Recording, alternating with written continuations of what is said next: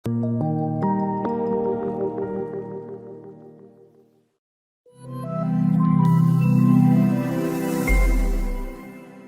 MetroCio, a gente já conversou outras vezes, né? Eu tive outra vez aqui com vocês para fazer a apresentação com as meninas aqui, com o pessoal do meio ambiente, da prefeitura, da comissão. Hoje também a gente não deu tempo da gente se apresentar direito. Eu sou a Karina, bióloga da Gestão Ambiental. Eu vou falar depois sobre o marco regulatório de áreas de APPs na zona urbana. Então a gente começou o trabalho do plano diretor municipal já faz um tempinho, né? Acho que já vem um ano e pouco, mais ou menos, que a gente está trabalhando, definindo zonas, usos, né? Para regulamentar um pouco mais a cidade. Já é uma cidade que está crescendo ordenada, né? Já tem algum planejamento de ruas, enfim, algo que já vem de anos, né? Que a prefeitura, o município pensou. Mas para ter um segmento, para pensar no futuro, então se fez necessário a elaboração. Boa tarde. Boa tarde. Tudo bom? Sempre lá. Tipo.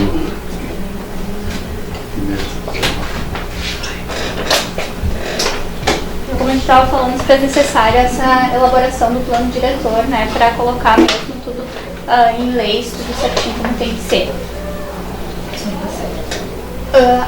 A gente não vai ler porque isso a gente já apresentou na primeira reunião, mas é só para vocês entenderem que o plano diretor, então ele é exigido pelo Estatuto da Cidade, que foi regido pela Constituição Federal de 88, então é ele que disciplina as políticas que a gente pode adotar no município, né, para regulamentar a cidade e ter um crescimento sustentável de todas as localidades do município, né? Tanto a área urbana quanto a área rural. Então ele vem uma exigência do governo federal, né? Claro que para cidades abaixo de 20 mil habitantes ou cidades com potenciais turísticos, ou também se tiver necessidade que o município já crescer de uma forma ordenada, que o município sentir essa necessidade, pode ser feito com menos quantidade de habitantes no município. Então, o que abrange o plano diretor? A gente tem o Código de Diretrizes Gerais, que é um código que a gente já explicou que ele é algo mais abrangente, mais abstrato um pouquinho, que coloca as políticas para o município, né, do que as metas que o município tem ao longo do tempo. O Código de Loteamentos, que é o que rege, né, o tamanho de lotes, a área para ser doada para o município, enfim. O Código de Ocupação de Solos, que seria a questão dos usos, né, onde vai ser mais comercial, residencial, industrial. O Código de Obras, que rege bastante a questão das construções em si, espessura de parede, quantidade de banheiros, enfim. E o Código de Posturas, que seria mais a questão de multas mesmo, para os estabelecimentos, né, regras. Aí só para vocês entenderem as etapas que a gente fez, então a gente fez uma leitura do território do município, definiu estratégias, né, que vão serem seguidas e passou para o zoneamento. Então hoje a gente já tem um zoneamento definido, que é a comissão da prefeitura, a comissão que foi regida, né, que foi nomeada, definiu, juntamente com estudos, com muita discussão ao longo desse tempo, né, com várias alterações também. Foi feito esse zoneamento e também todos os códigos eles já estão prontos, praticamente esboçados, precisando de alguma né, opinião, que nem agora a gente precisa dessa parte ambiental também, né, que o pessoal vai fazer, para a gente poder anexar e ter um plano diretor bem concreto. E as audiências públicas, que é o que vem acontecendo, né, que é para a população justamente saber o que está acontecendo e participar. Ficar por dentro, Então, o que a gente falou na vez um pouquinho do perímetro, enfim, o que seria. E aqui tem um zoneamento que foi formado do município. Eu vou colocar numa outra apresentação que fica mais fácil. Não sei se as meninas querem explicar melhor aqui essa parte. Não tá muito bom de ver assim. Deixa eu tentar aproximar. Dar um zoom. Talvez Por zonas, quem sabe. Então, o que a gente fez? O que a comissão então pensou? Primeiro a gente fez o resumo das áreas que hoje estão em lei como zona urbana. E aí tem aquela zona urbana que é 360 ou 390? 390? Que é 390 da avenida para cada lado. Então essa é aquela lei de zona urbana principal. Só que à medida que os anos foram passando, foram criadas novas leis de zona urbana em alguns trechos do município. Então, isso tem uma lei para cada trecho. Então, a gente decidiu unificar. Então, a gente fez um mapa que ficou assim, meio estranho. Mas é exatamente isso aí. Então, os pontos onde foram ampliadas zonas urbanas através de leis. Subir? Sobe. Então, lá em cima, vocês conseguem ver que tem como subir mais? Certo. Não, tá faltando ali na... Tem a curva lá onde tem o asfalto agora. Então a gente pensou em subir até ali, porque lá em cima já existe uma zona urbana hoje. Então a gente decidiu abraçar ela para ela não ficar sozinha lá em cima. Então ali nesse amarelo lá em cima é uma nova zona urbana para abraçar um triângulo que foi feito zona urbana em 2015. Então tem uma lei de 2015 que lá é zona urbana. Que era separado do restante. Então a gente abraçou ele lá em cima. Aí descendo, ali tem onde é o loteamento rua. Depois desse lado de lá tem uma terra do Zengerov, que tem alguma coisa de ampliação de zona urbana. Certo. Aqui para baixo do Frederico Espanho. Depois do Frederico Graib. E depois descendo lá embaixo a gente tem a parte do Parque Municipal, o loteamento Imperial, o loteamento Germânia, o loteamento Industrial. E aí a gente manchou tudo, para então aquilo tudo ficar grudado com a zona urbana original. E depois a gente tem o loteamento Belo Horizonte. Só, posso fazer uma perguntinha? 300, o que quer dizer 390? Não, ele funciona no escuro, mas na tela. Tá bem pouquinho. Bem Tá fraco. O pessoal vai conseguir enxergar. Aqui então tem o loteamento Belo Horizonte, que também foi ampliado. Aqui tem uma área que é perto onde é o orquidário, que também foi ampliada. E aqui embaixo então a gente também puxou o contorno, né, para a zona urbana. Certo. E a gente então incluiu o campestre como zona urbana nessa parte em amarelo. Tá. Seria a estrada que liga, acho que não vai funcionar igual. A estrada que liga Hortência ao Campestre, Certo. ali esse miolo, depois até a ponte e depois passando um pouco da igreja.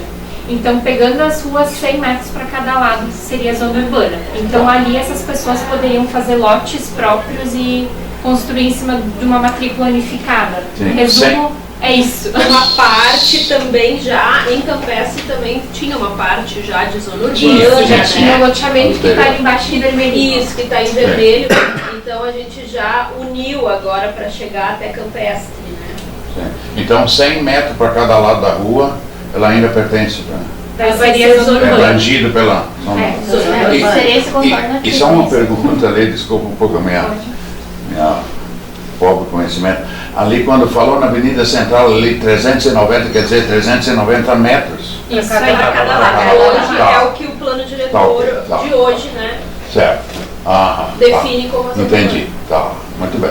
Além disso, no campestre, a gente já tem assim, nesse ponto do campestre, uma característica urbana. As pessoas já estão construindo, já tem Sim, dentro de uma mesma área, tem 3, 4 pessoas dentro de uma mesma área, né? Sim. Então tem uma característica urbana. E além disso, a gente tem a área do alagamento, né? Onde o rio acaba alcançando. Então a gente fez uma mancha mais ou menos da onde o rio já chegou, né? Já Que é chegou. essa zona em azul ali. Tá. E aí o que a gente imaginou para um primeiro momento, porque depois vai vir essa parte ambiental com uma lei mais específica, foi de que lá no campestre, nessa zona onde o rio já chegou, além, para aprovar um projeto, além de tu tem que pedir o alinhamento, que é o documento que tu vai ver se a casa invadiu a rua, pedir a cota de enchente, para ver até onde a água já subiu. E aí quem construir, constrói dali para cima. Assim, a gente não proíbe que a pessoa construa. Para não acontecer tanta coisa como já aconteceu ali. Isso, Verdade. mas vamos colocar em risco Desprevenido, também, né? A vida das pessoas, assim, Quanto que o pessoal aconteceu sofreu? lá. O pessoal sofreu muito. Sim, o pessoal sofreu, mas a gente não perdeu vidas, né? O pessoal sofreu teve- muito por falta de orientação anteriores, assim, né? Como, claro que fica tudo... E aí, Na por lei, verdade, hoje constroem ainda, às vezes sem Constrói, até né? perguntar. mas aí quando o momento que for zona urbana, aí o município tem o poder de legislar em cima. Legislar. Enquanto é zona fiscalizar rural, tu mais, fica meio sem Certo, controle, certo, sabe? entendi. E aí a ideia é assim, a lei federal ela proíbe de tu lotear em área alagadiça, então não vai poder ser feito loteamento aonde o rio chega. Mas quem tiver uma terra ali e quiser construir, a gente nesse momento deixaria, a não ser que construísse um porão, alguma coisa mais alta do que o rio já chegou. Então Sim. essa foi a ideia inicial para conter o que está acontecendo no momento, mas aí depois a gente teria que pensar em coisas mais avançadas. A princípio, a nossa comissão vai se transformar em a nossa comissão vai se transformar em conselho do plano diretor depois que a lei sair. E esse conselho então vai decidir também coisas, vai continuar decidindo. E quando entrar coisas polêmicas ou projetos nessas áreas, a gente vai levar para essa comissão para discutir e resolver o que a gente vai fazer juntos, né? Porque daí essa comissão tem gente da comunidade, né? Além dos profissionais da prefeitura e técnicos, né? Tá. Depois a gente tem essas manchas, pode subir que pode. Essas manchas coloridas são as zonas. Então a ideia é não limitar muito, a ideia é que o município inteiro possa ser uma grande zona mista. Mas a gente definiu que mais perto da avenida a gente consegue atingir índices um pouco maiores de altura e de construção. E aí, à medida que vai se distanciando da avenida, a gente baixou um pouco as alturas e baixou um pouco os índices também. E aí a gente tem uma tabela, então bem específica, que depois a gente disponibiliza, mas se eu ler ela agora, acho que ninguém vai entender nada. Não vai entender, sim. A gente, na outra oportunidade, também já comentou sobre a altura de prédios em determinados locais. E outros locais, como ali no centro, na paróquia, já diminui a altura devido... Foi mais ou menos o que foi conversado naquela reunião. Isso. Estou relembrando e juntando o conhecimento de hoje com a explicação importante. Tem algumas coisas que a gente conversou na última audiência, né? Daí talvez alguns que não estavam vão mais assim em resumo. É isso aí. É isso aí. Tem aqui que ficou como área industrial, né? Isso, também. ali é a área industrial. Para usos mais potencial poluidor maior, como ser direcionados dessa região. Não que também, como a gente comentou, todas as regiões são permitidas através do estudo que a Rosane falou e é apresentado para a comissão e talvez poder se instalar no município, mas vai ter que ter todo um estudo por trás, né? Se não tiver permitido. Aí nessa tabela de zonas a gente tem, por exemplo, a zona 1, o que pode construir na zona 1, e os índices, né, os tamanhos de prédios. Então, depois a tabela, vocês podem ficar com essa tabela, vocês podem ler bem certinho o que pode e o que não pode. Mas a gente tentou ser bem amplo. Isso é muito importante, a gente tentou não restringir. Poder ajudar a orientar outros que ainda não têm o conhecimento. E o tamanho de lotes também foi definido tudo aqui, então vai ser bem fácil pesquisar, né? Depois fazer um loteamento e já está tudo definido na tabela. Certo. A gente pode passar. Pode achar que foi isso. Deixa eu voltar aqui.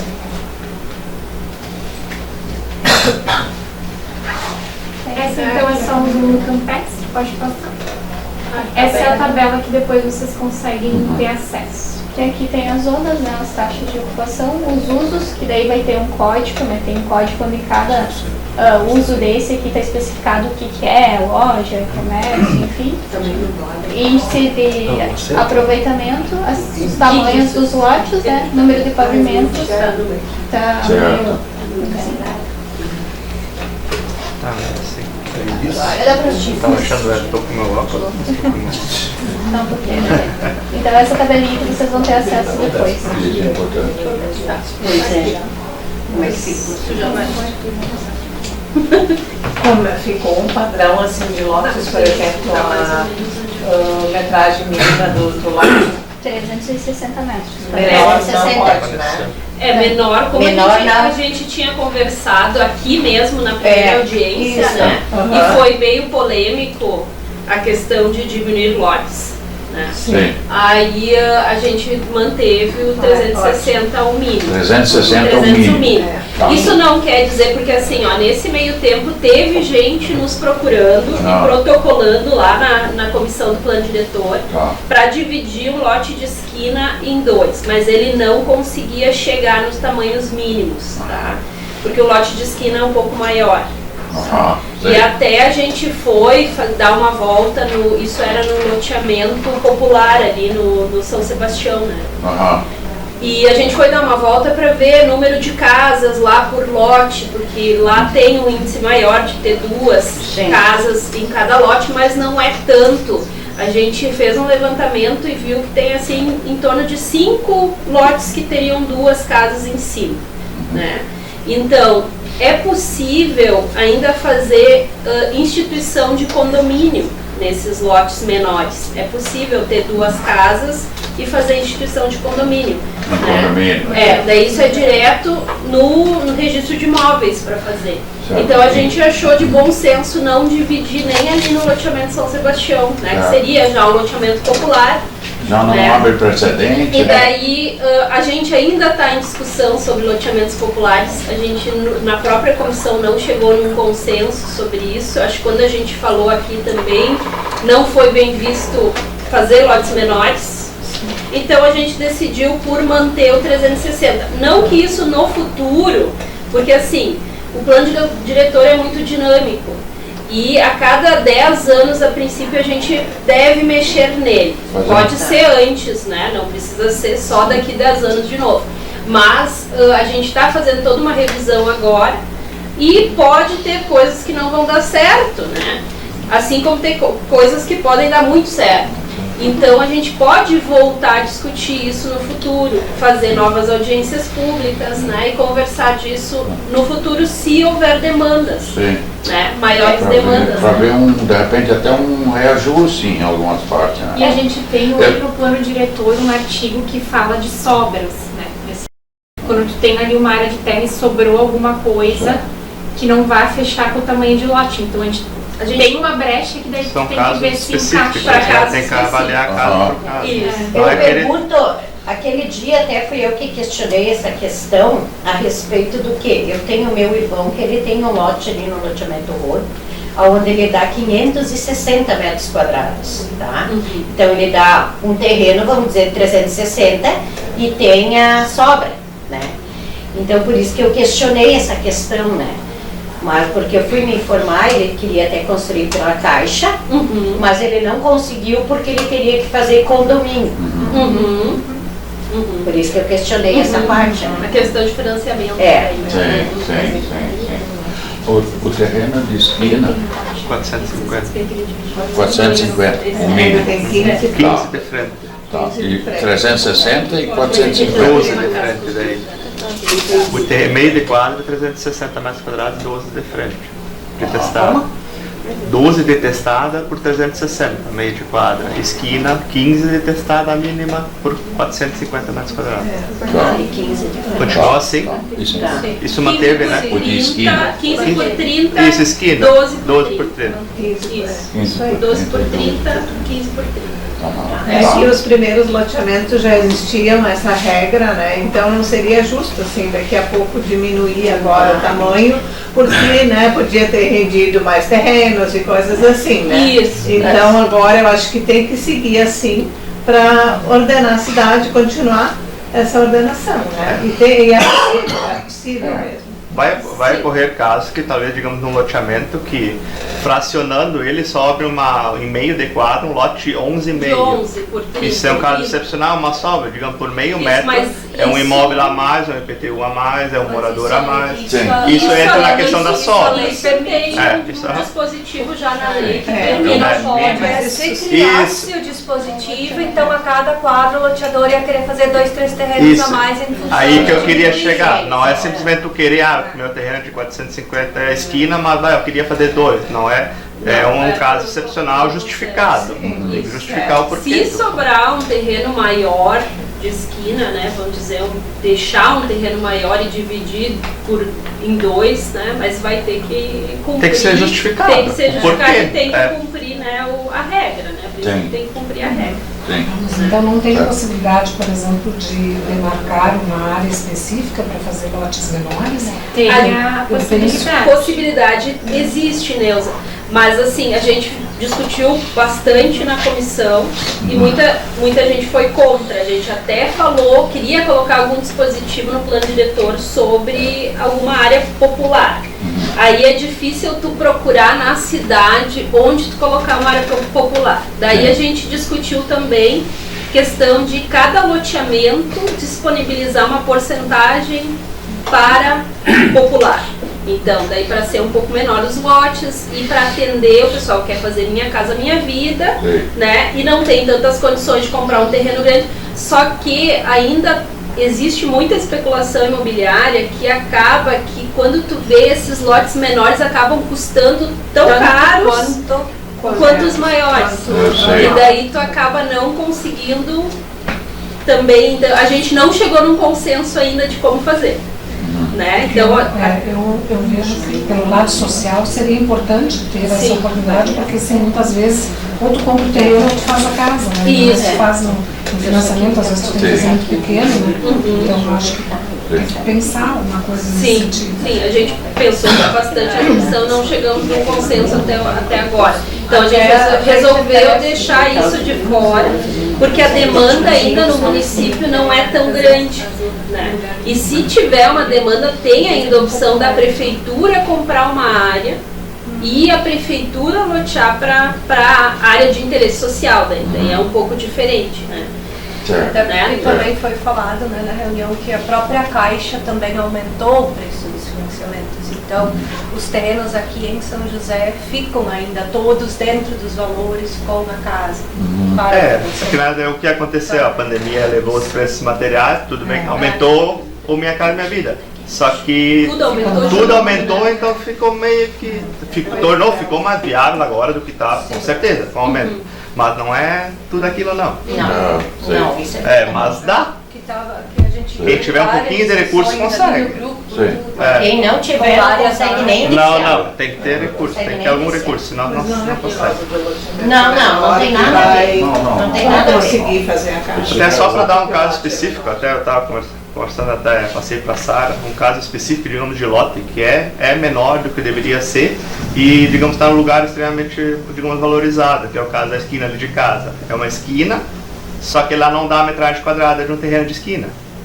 Digamos, é um lugar, poderia ser um baita ponto, né? E que, digamos, hoje, pela alteração que vai ter no Código de Obras, então, no plano diretor, então, teoricamente, não seria possível fracionar ele. Não é que não seria. Teria que entrar nessa análise específica. Não, certo. É um caso à parte a ser avaliado pela comissão. É porque o protocolo vê como ele foi, se ele já está desmembrado, vê como ele foi desmembrado. Se ele não está desmembrado, então a gente precisa fazer essa análise do entorno e da área toda. Sim, certo. Né?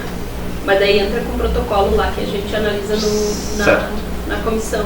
Eu acho que é mais no sentido de que tu não pode projetar algo menor de 12 por 30, só se acontecer. É um caso, sim, é um caso típico, ainda mais que é na primeira quadra, da Avenida Batista para B, né? Muitas delas, que nem ali tem 92. Só que a ocupação dela, daquela matrícula, digamos, de 16,5 por 92, acabou sendo meio deslocada e não usou o meio como um lote. Teria a possibilidade, mas a ocupação não foi a correta ao longo do tempo. Tá. Dos lotes menores, entenderam? Não, assim, concordar, nem concordar, não concorda, né? Mas entender. Mas vamos ver mais pra frente. Eu acho que a gente discutiu bastante na comissão. Eu acho que a gente precisa amadurecer mais, talvez pegar em outros lugares, né? Porque assim, próprio Ivoti aconteceu.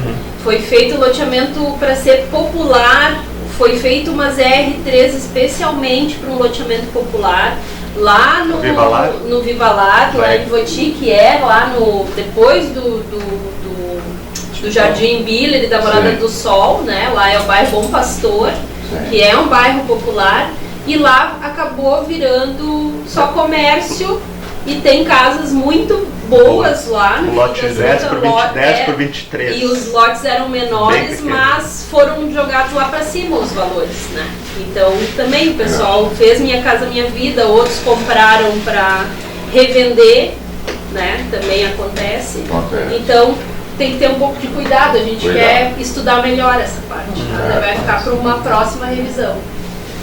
Aqui então a gente tem solicitações de ampliação de zona urbana, isso veio depois da primeira apresentação, tá?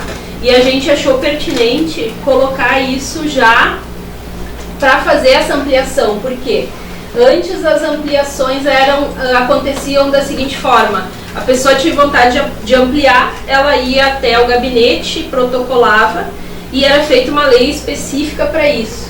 Hoje, com o plano diretor, né, a gente já não poderia fazer dessa forma. Então a gente tem que fazer audiência pública e ver se todos os munícipes concordam, né, quem vem nas audiências, né, se concordam com a ampliação.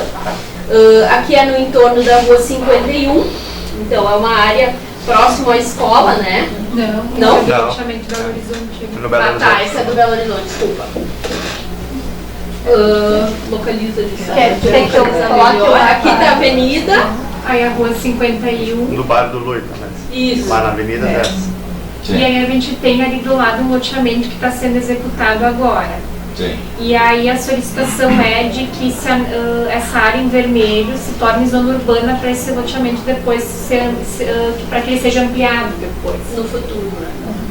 Então, Isso alcança lá a Rua do Passo Fundo?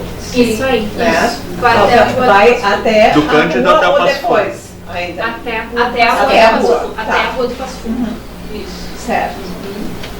Acho que até tem um projetinho encaminhado ali para ser aprovado a respeito de ampliação da zona. Esse daí já vai entrar no nosso mapa de zona urbana. Sim. Ele já entraria Nós junto. temos outro projetinho ali que está sendo encaminhado. Tá. Pode passar. Tranquilo. Daí tem essa, acho que é aberta, né? Essa é a Rua 60. É do outro lado. Essa é do outro lado. É no mar para dentro. Essa entra na Rua 60, até onde começa ali o quadrado vermelho já é zona urbana. Então seria uma ampliação de zona urbana nessa terra ali. O que acontece? As nossas ampliações elas sempre vão ser compridas em função da área das pessoas ser comprida. Então a gente nunca vai ter ampliações de zona urbana gordinhas, assim, elas sempre vão ter essa característica comprida. Né? É como são as terras, né? Isso, e são tiras, são né? tiras, né? Isso. Pra cima do bom. E também para depois a fins de loteamento.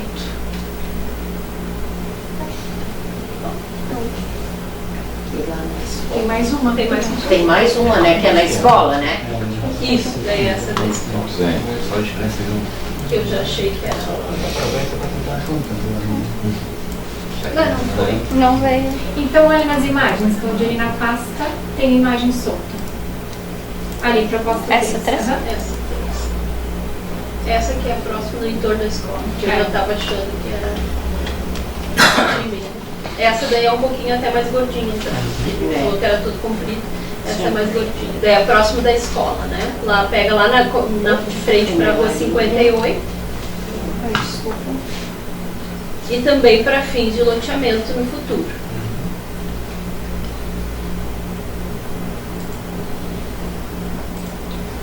Então, assim, essas áreas elas vão entrar, porque depois vocês vão ter que aprovar essa lei, todo esse bolo. Sim, sim. E aí, essa proposta, essas ampliações vão estar nesse bolo para vocês analisarem? Daí a gente achou melhor trazer, né, para vocês, para Mostrar. E até se alguém da população tiver alguma coisa, isso, né, porque, falar sobre porque isso. Na primeira audiência não estava, isso entrou agora há pouco tempo para nós na comissão para a gente fazer uma análise. A comissão aprovou, por isso a gente trouxe, então, né, teve uma aprovação da comissão e a gente trouxe para cá, da maioria, né, da comissão, e a gente trouxe para cá para mostrar para vocês, porque vai estar incluso, então, no mapa maior. E futuras ampliações, assim, da zona urbana, né? É para o município.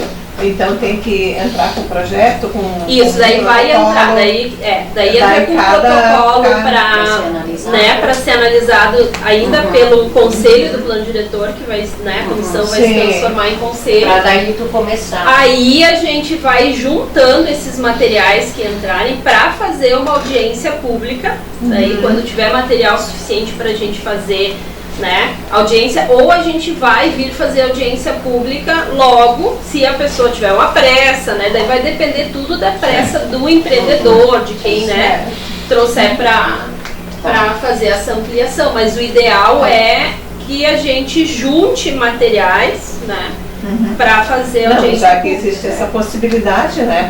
Porque Não, pode acontecer isso. outros lotes de, sei lá, E a loteamentos, gente vai fazer análise assim, de questões também, como a gente também discutiu, né, na comissão, a Lu tá aí, né, para ajudar sobre vazios urbanos, né, que a Lu que trabalha na parte de IPTU e tudo mais, né, porque a gente tem muita área ainda para construir no município, a gente tem bastante área em zona urbana, né, então isso também vão ser análises que a gente vai fazer antes de criar novos lugares, né, de ampliação, para ver se não usa primeiro esses, esses locais também vazios, né. Dando preferência aos mais indicados.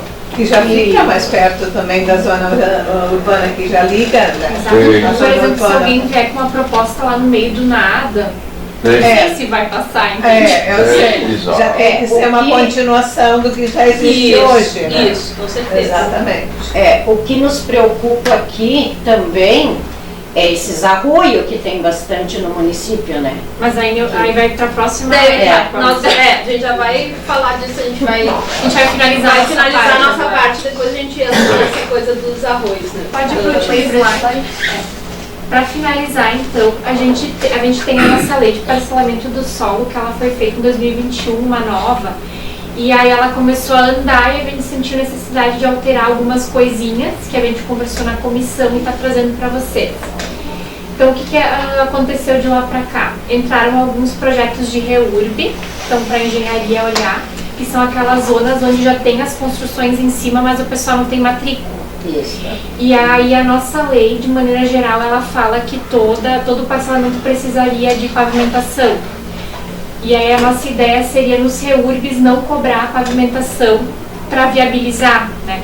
Eu acho que o pessoal já está num problema, sabe, de conseguir essas matrículas, e se a gente cobrar coisas demais, isso não vai sair. Começa a ficar inviável. Isso. Então, como o calçamento é uma coisa cara, e essas pessoas já têm os lotes, ela não é um investidor, né? Então elas vão. Sim. Então a gente imaginou que a gente tiraria dos REURBs a parte da pavimentação. Também pensamos em tirar, na lei também hoje fala que em desmembramentos a partir de área X a gente precisa deixar a área pública, que é a área institucional e verde, né? Geralmente tem.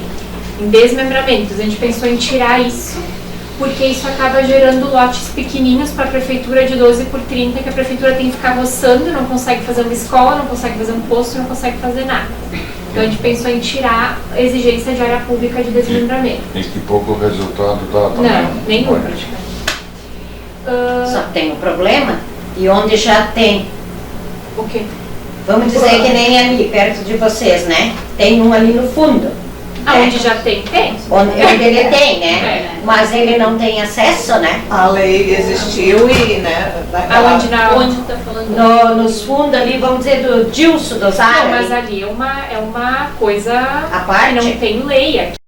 Isso foi conversado na época, mas não é. Não só de boca no próprio do REURB. Aquilo vai entrar no REURB. Isso vai entrar no REURB. No REURB e daí vai passar a ter acesso. Sabe? Daí vai ter acesso. Outra coisa que a gente pensou em tirar é pavimentação em desmembramentos, porque às vezes tem pessoas que chegam aqui e querem desmembrar 1 ou 2 lotes, e aí elas não teriam por que pavimentar só na frente de 1 ou 2 lotes. Sim. E a gente pensou em só manter pavimentação e deixar a área pública em loteamentos, ou então em áreas que se caracterizam como loteamento. E aí a gente vai solicitar uma análise condominial, né, uma análise daquela terra, vai ver se encaixa em desmembramento ou loteamento, e se encaixa em loteamento vai precisar fazer tudo, e se encaixa em desmembramento daí não vai precisar deixar área pública e nem pavimentação. E por último, uma coisa que já existe na nossa lei, mas que não foi muito comentada, que loteamentos pequenos, menores de 1 hectare, não precisa deixar área pública, porque acontece a mesma coisa que o desmembramento, de ter que deixar terrenos pequenininhos para a prefeitura. Sim. Então só precisa deixar área pública em loteamentos maiores. É porque a gente para a área ficar maior, consequentemente. Às vezes maiores de 1 qual é a metragem? Até 1 hectare. Até 1 hectare, tá? Até 1 hectare, daí tu não precisaria, poderia doar só as vias, né? De abertura, daí tu vai ter que abrir, vai ter que fazer a pavimentação, tem que entregar com toda a infraestrutura, né?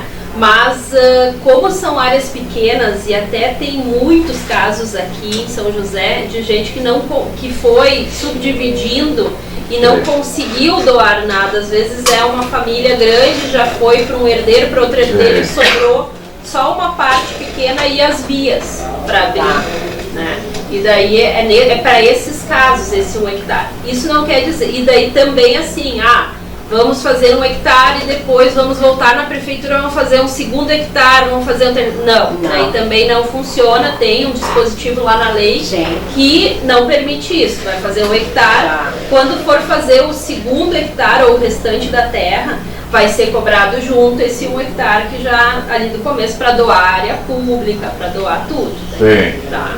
Sei. Então isso é para resolver os casos específicos que tem na cidade. A área verde vai continuar, né?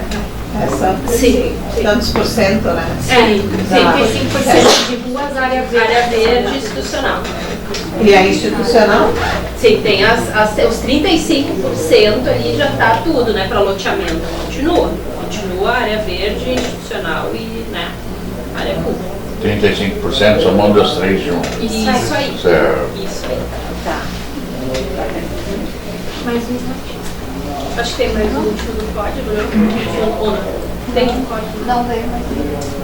Então, só para o final, o Código de Obras também está sendo reformulado. E a principal alteração, assim, o Código de Obras são várias páginas. Se vocês pegarem ele para ler, vão ficar bastante tempo lendo. Mas a principal alteração que a gente pensou para o Código de Obras foi, então, copiar praticamente o sistema de VOTI, que é de que quando tu traz uma residência,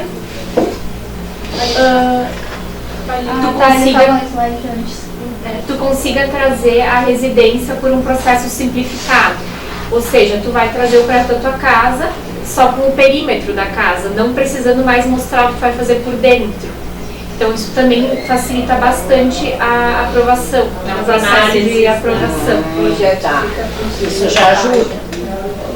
Então essa é a principal alteração. Aí dentro do código tem várias coisinhas, tamanho de porta, tamanho de quarto, tudo isso tem que continuar a ser seguido. Mas não é mais obrigatório ficar apresentando isso para a prefeitura. Sim. Então, em resumo, é isso. Acho que a gente já falou mais do que isso. Pode botar a apresentação dela. Vou me levantar. Essa daqui?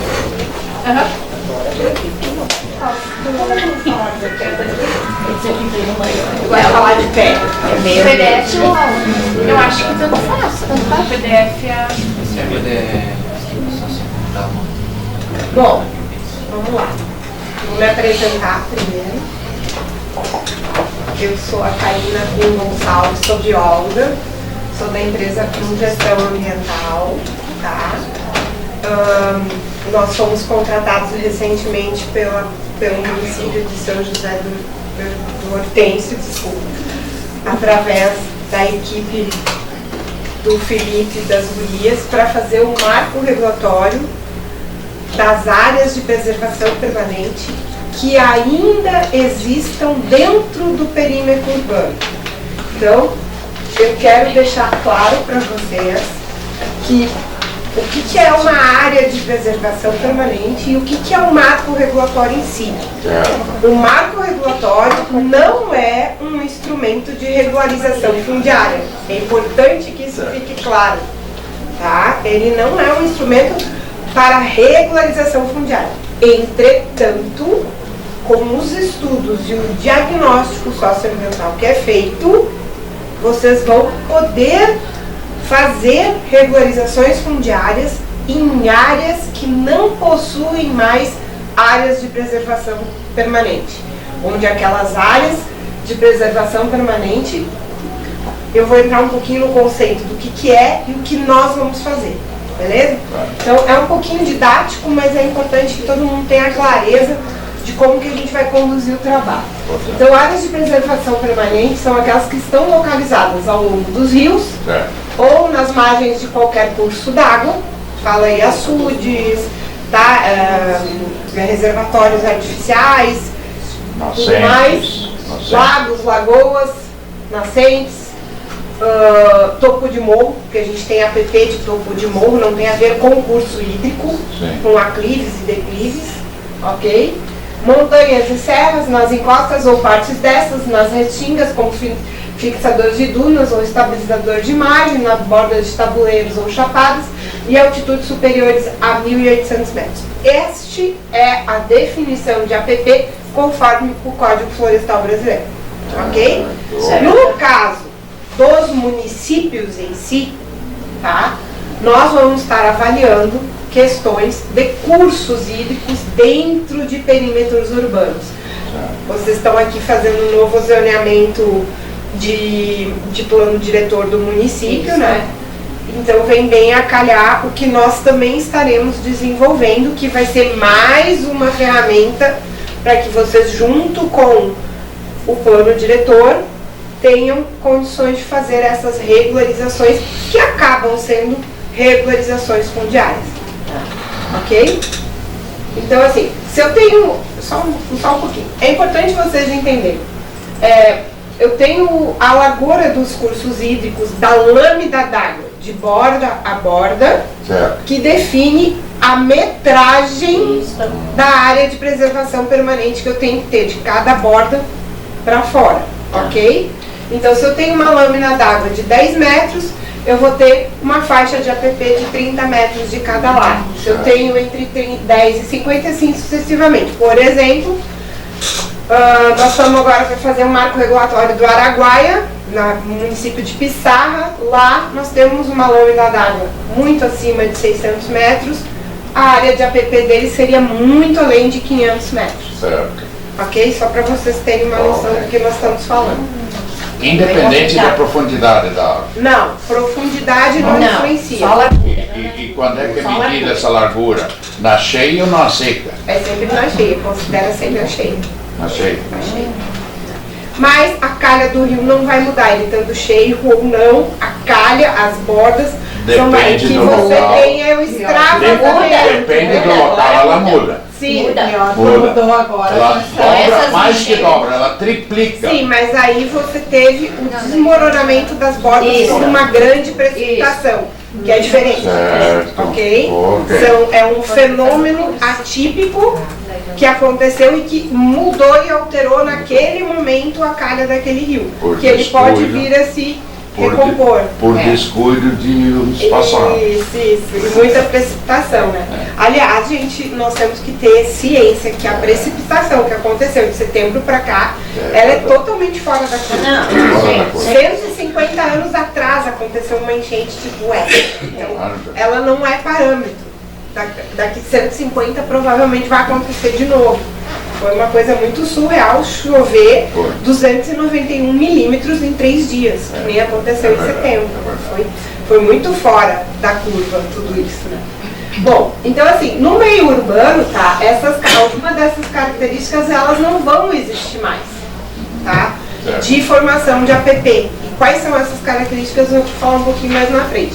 Então, em 2021 foi promulgada a Lei 14.285, no dia 29 de dezembro, tá? Onde ela diz que todos os municípios da federação podem e devem buscar fazer os seus diagnósticos socioambientais para avaliar o que ainda tem função e áreas de APP dentro do perímetro urbano e aquilo que não tem mais a função de APP, e eu vou mostrar o que é esta função de APP, vai passar a ter um outro regramento. Certo. Ok? E, neste sentido, o senhor, que é o senhor Darcy, trouxe a lei do município de Farroupilha e chegou ao executivo através do Felipe dizendo, olha, Farroupilha fez o seu diagnóstico socioambiental e não sei o que, e eu estou trazendo a lei para que vocês usem no município. Aí o Felipe contatou a nossa empresa, foi nós que fizemos o marco regulatório de Farroupilha e acho que eu vim apresentar para eles e aí achamos uma forma dentro da lei de fazer a contratação da empresa para poder fazer o trabalho para vocês. porque tem acontecido de muitos municípios estarem fazendo marcos regulatórios, como se diz, nas coxas, e não é um estudo que pode ser nas coxas, é um estudo muito significativo e que, assim como um plano diretor define o futuro do município, esse também vai definir o futuro do município, de como vai se regularizar algumas situações existentes e como que se vai ocupar essas áreas que deixarão de ser APP daqui para frente. Então uma coisa conversa com outra, não dá para ser, eu vou trabalhar para um lado e o resto para o outro, não tem como, tá? Então vamos lá. Então, para a gente descaracterizar uma APP, a gente avalia diversos critérios. Então, elas podem ser por entubamento do curso hídrico ou pela canalização.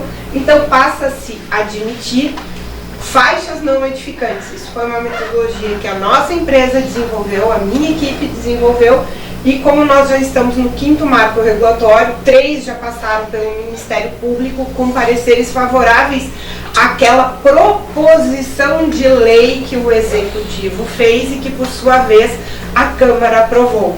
Porque não é importante para o Executivo e nem para o Legislativo que vocês tenham uma ferramenta de gestão que não possa ser usada, ou que seja questionada pelo MP.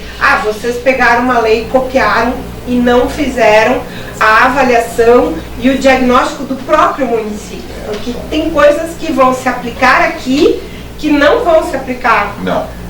A lei de Farroupilha não vai se aplicar aqui, a lei de Vila Flores não vai se aplicar aqui. Algumas coisas vão ser similares, mas é importante que vocês tenham propriedade do diagnóstico socioambiental do município de vocês. Então, conforme o artigo 2º da CONSEMA, tá? Uma área de preservação permanente, ela é descaracterizada quando ela não exerce mais algumas funções, no caso a função de preservação de recurso hídrico. Eu tenho, por exemplo, vamos falar de Porto Alegre, todo mundo conhece Porto Alegre, conhece a Avenida Ipiranga? A Avenida Ipiranga é um curso hídrico totalmente retificado e modificado. Ele não tem mais uma função de APP. Entendeu? Ele não tem mais vegetação, ele não tem mais o fluxo de animais, ele não é mais uma APP, ele é simplesmente um curso hídrico retificado e canalizado, né? E conduzido até o Guaíba, ok?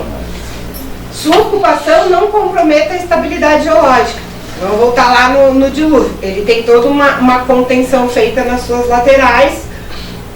Consequentemente, a estabilidade geológica ali existe em função de uma ação e de um projeto de engenharia que foi feito. Não desempenha papel significativo na preservação da biodiversidade. Nós não temos mais lá biodiversidade nenhuma, a não ser a fauna humana que vai e vem na Avenida Ipiranga. Não temos mais animais. Não seja relevante facilitar o fluxo gênico da fauna e da flora, que nós não temos mais lá também, e a sua preservação não tenha relevância para a proteção do solo ou para assegurar o bem-estar das populações humanas. É uma área totalmente antropizada que não tem mais nenhuma característica natural. Entretanto, o curso hídrico continua passando ali. Tietê em São Paulo é um exemplo. O Tietê é um exemplo bem significativo. Nós temos áreas ainda muito virgens com vegetações que têm que ser mantidas e temos áreas dentro da cidade que está totalmente antropizada e que não tem mais nenhuma vegetação. E ele é um curso hídrico bastante grande, digamos assim. Então, com isso, nós aplicamos uma metodologia, é importante que vocês entendam isso quando a gente tiver a nossa primeira audiência pública para falar do assunto. Nós usamos uma metodologia chamada AHP. Ela é uma metodologia de análise de multicritérios, tá? É uma metodologia já existente, o autor dela é Seite, de 1992, e ela é uma metodologia usada para tomada de decisões complexas. Ela é muito usada na área da administração, na área da economia, e eu cheguei para a minha equipe de por que nós não podemos adaptar ela, então, para a questão ambiental, uma vez que tomar decisões na área, nessa situação de é ou não é mais uma APP, é difícil. É difícil, tem momentos. E uma das coisas que nós queríamos também é que não ficasse somente na expertise do profissional que está trabalhando. Uma das componentes da metodologia é a expertise do profissional, arquiteto, biólogo, geólogo, engenheiro florestal, engenheiro ambiental, engenheiro civil, mas não só isso. Nós queríamos outros critérios que pudessem ser mensurados e que eu pudesse mandar o estudo, ou o MP que fosse ler lá, o promotor que fosse ler o estudo que a gente fez, tivesse condições de avaliar o que foi feito e mensurar, não só pelo nosso conhecimento, mas pelos critérios desenvolvidos, para que nós chegássemos numa tomada de decisão de avaliar se aquele ponto tem ou não tem função de APP mais. Ok? Então, a gente considera 4 variáveis específicas no nosso estudo, que é a tipologia do canal, se ele é um canal ainda natural, se ele está entubado ou se ele está canalizado. Ok? Se esse trecho desse arroio tem vulnerabilidade geotécnica, ele pode escorregar ou não, se ele pode desmoronar. Sim. Áreas suscetíveis à inundação, o nosso estudo prevê uma área suscetível ou não à inundação, é feito pelo modelo RAND, tá? E vegetação nativa.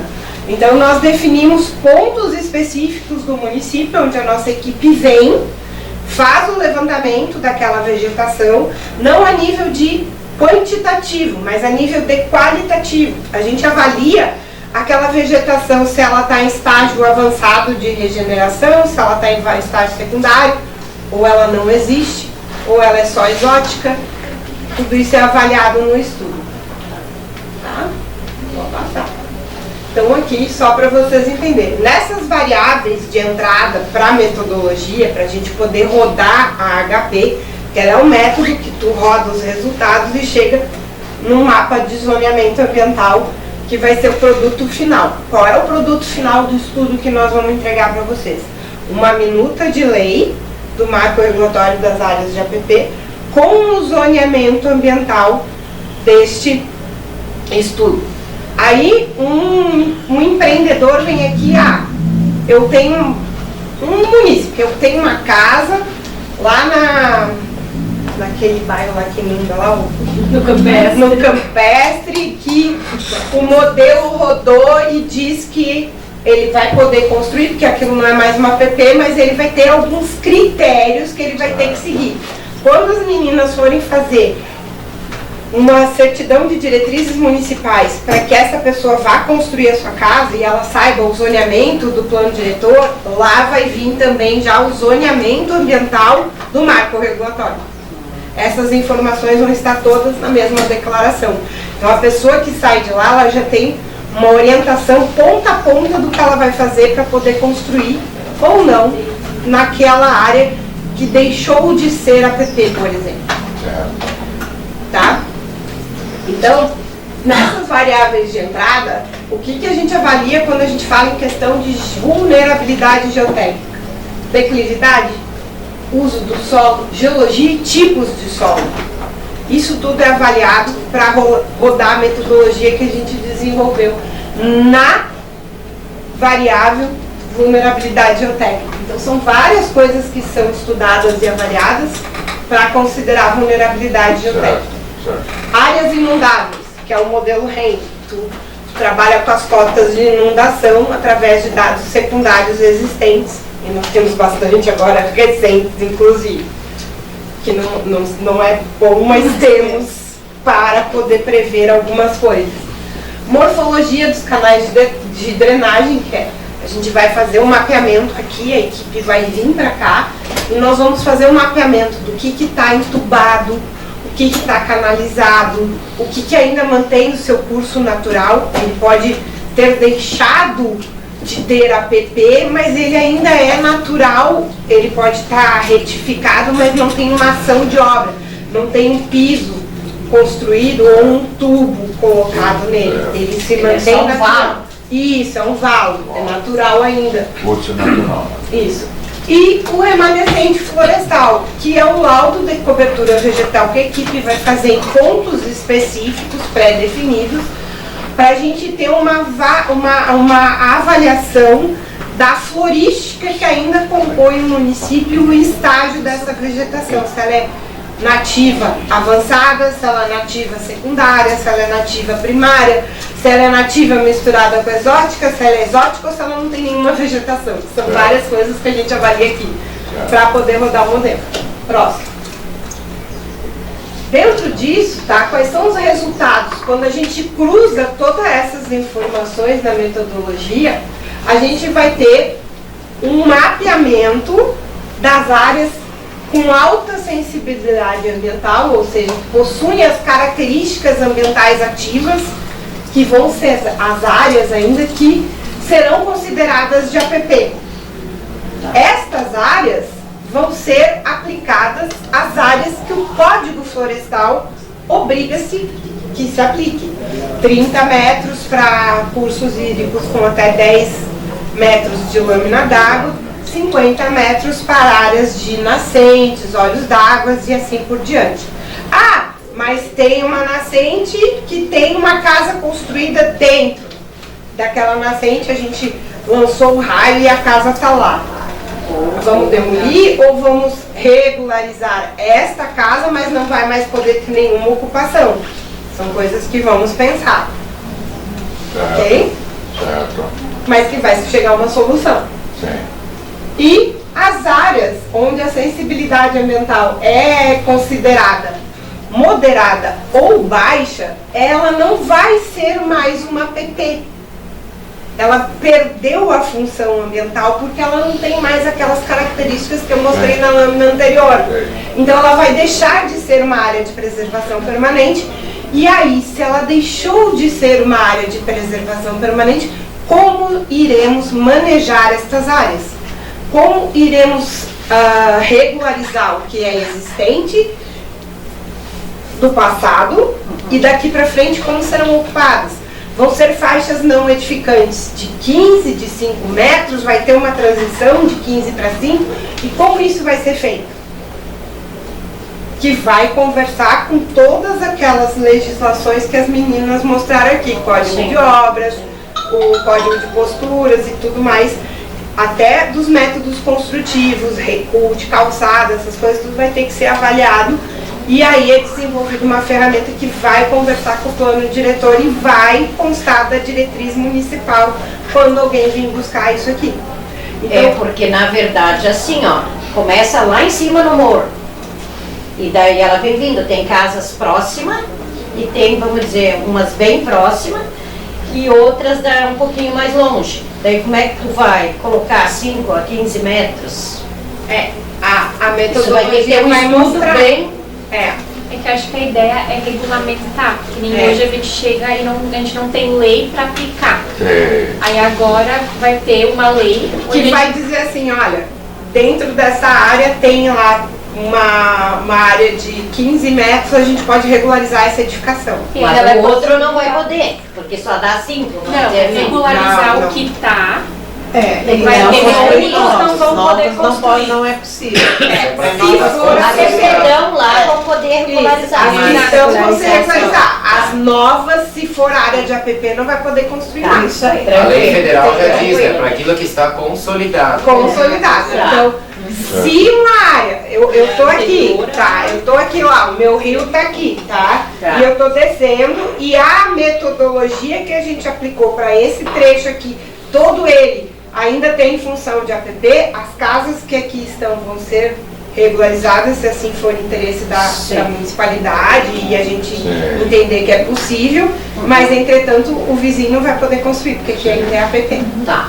E nem pode mais ser ampliado. Tá? Não, nada. Vai ser aqui o morreu. Parou ali. Parou ali. Exato. Se a área tiver função de APP. Sim.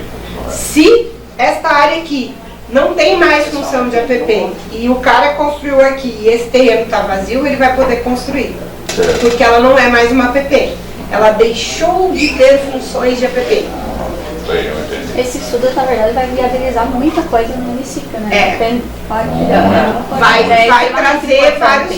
Vai trazer talvez a solução para alguns conflitos que você tem e vai trazer bastante. para aquelas áreas que não vão ser mais APP. fez. Eu acho que a lei sendo regulamentada, ela vai clarear várias dúvidas. Porque o que a confusão e os bate-bocas às vezes dá quando não tem uma lei específica.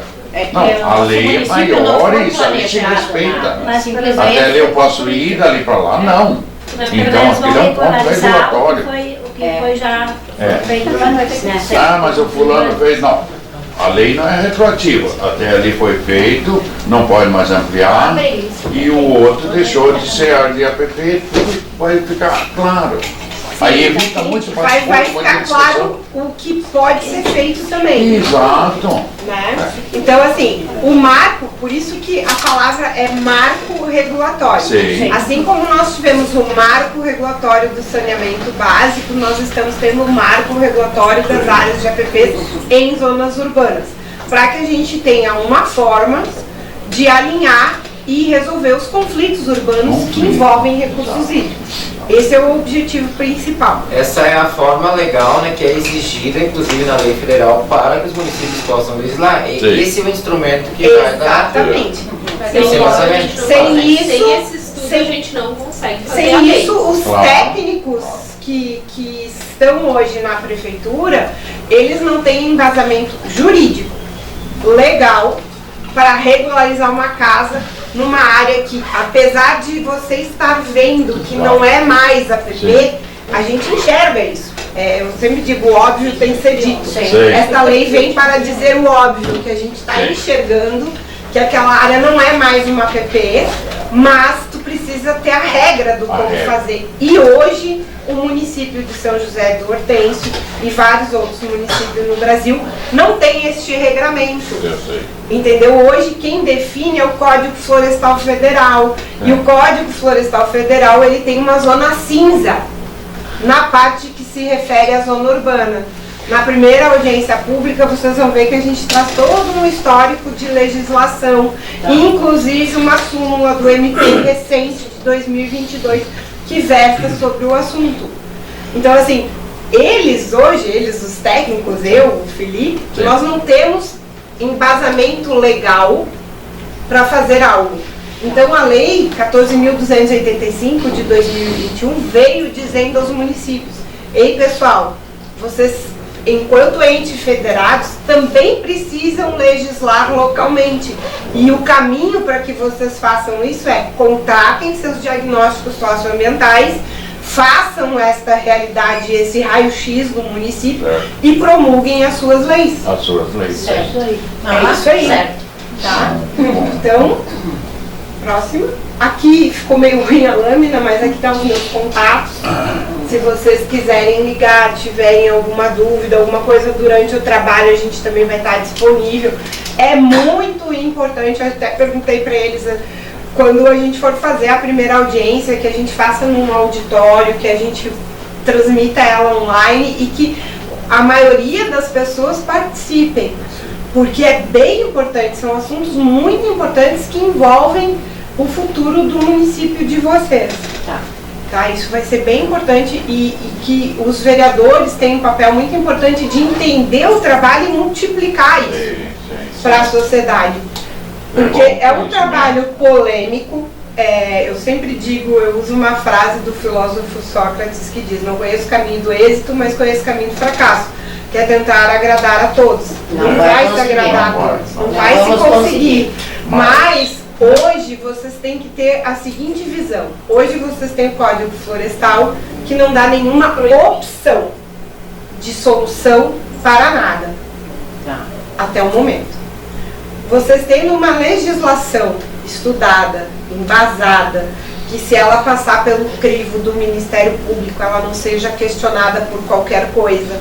Porque isso é a importância de vocês terem um trabalho sério e bem feito e fazerem uma lei que o município, se um promotor ou alguém ler sobre isso, não venha aqui e diga que a lei de vocês é inconstitucional.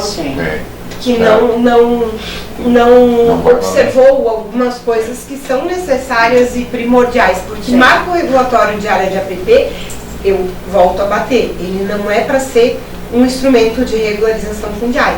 Ele está aqui para avaliar a questão ambiental. Sim.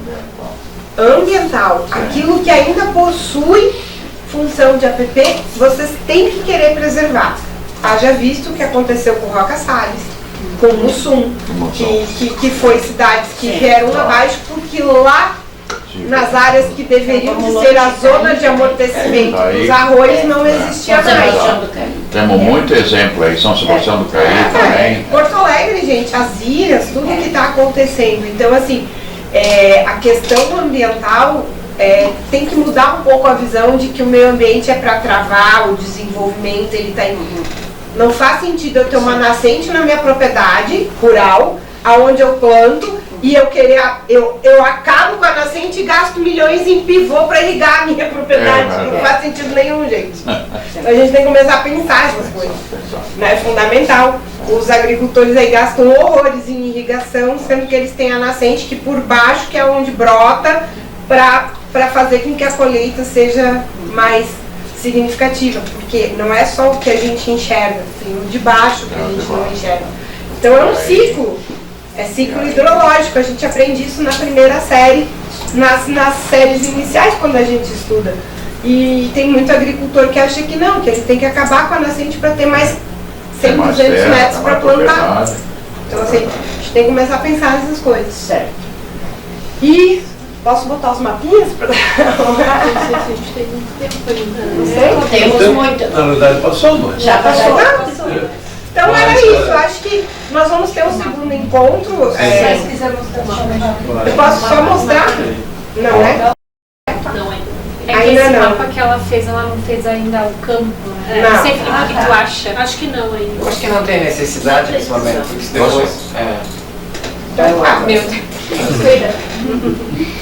é que, como vocês viram, isso é uma construção. Até a gente chegar na minuta de lei e o mapa de zoneamento, vão ser feitos 500 mapas de estudo, de hidrológico, de vegetação, eu não sei. E nós já iniciamos esse estudo com a equipe técnica, uma coisa muito técnica para nós mostrar agora. É melhor vocês verem depois. Tá. É isso, né? Não, O objetivo é... Próxima reunião. Acho que só destaca também, Karina, que um dos técnicos que faz parte da tua equipe é um advogado, né? Ah, sim. Na minha equipe, o pessoal já teve a oportunidade de conhecê-los, tá? Porque como eu sou bióloga, eu não escrevo minuta de lei, né? Então a minha equipe da nossa empresa sou eu como bióloga, coordenadora geral dos marcos regulatórios. O Márcio Furtado, que é um dos advogados, porque são 3 advogados, é um escritório que trabalha conosco, fazendo as leis. O arquiteto urbanista, que é o Alci, e o biólogo Pedro e a geóloga Ana. Essa é a equipe que vai atender aqui o trabalho de vocês. Para que a gente possa ir, a gente já está no 5º marco regulatório. A gente fez o de Sananduva, está entregando agora, fizemos o de Farroupilha, fizemos o de Vila Flores, fizemos o de... Sananduva, perto de Passo Fundo? Isso, Serafina Correia, e agora aqui vocês. E eu comentei uma empresa, o município de Pissarras, no Pará, viu o nosso trabalho e nos convidou para fazer lá o de Pissarras, que é do Araguaia lá, que vai ser um grande desafio. Estamos nas tratativas. É isso aí. E aí a gente está indo devagarinho. Eu fiquei muito feliz porque a gente veio comentando desde o início, né, que a gente precisa dessas partes de APP, que a parte da nossa empresa não fazia esse levantamento, que precisa desses levantamentos físicos, né. As meninas estavam ali quebrando a cabeça também, né, para fazer esse levantamento, mas a prefeitura não tem esse respaldo todo. Sim. Então é extremamente importante esse trabalho. A gente sabe que o ideal seria fazer um cadastro imobiliário ou um levantamento de APPs inocente que fosse extremamente criterioso, mas aí o valor que é investido não chega a ser uma coisa tão criteriosa, não dá. E hoje tu tens, graças a Deus, as ferramentas que tu trabalha com dados secundários, e a minha empresa faz dados primários. Tem gente que faz marco regulatório sem ir no município. Eu acho que em respeito à mãe natureza, devemos todos nós se abraçar e se unir e regulamentar isso aí tudo, né? aproveitando a oportunidade de vocês, técnicos que nos informam, né? Agradecendo também já, desde já, né, toda a explicação ali, né, e qualquer dúvida a gente pode acessar, contatar e passar a informação para outros que não têm o conhecimento ou não tiveram a oportunidade de participar, né? Então, esse eu acho que é a grande liderança, não só os vereadores, todos nós temos a obrigação, em nome da Mãe Natureza, de ajudar. Os dois trabalhos que foram pincelados aqui para vocês, tanto o plano diretor como o marco regulatório, ele não, a gente sabe que o município tem questões políticas, né, oposição, situação e não sei o quê, mas esse é um trabalho técnico que não deve ter lado. Não. Tem que ser em conjunto, nós temos que... O pai e o filho dos projetos vão ser sempre o executivo e o legislativo, independente do partido, do prefeito e dos vereadores que lá estão. Por isso acho que essa é a importância. Por isso, então, eu coloquei em nome da Mãe Natureza. Isso que é soberana. Então tá, gente, eu agradeço a atenção de vocês, muito obrigada.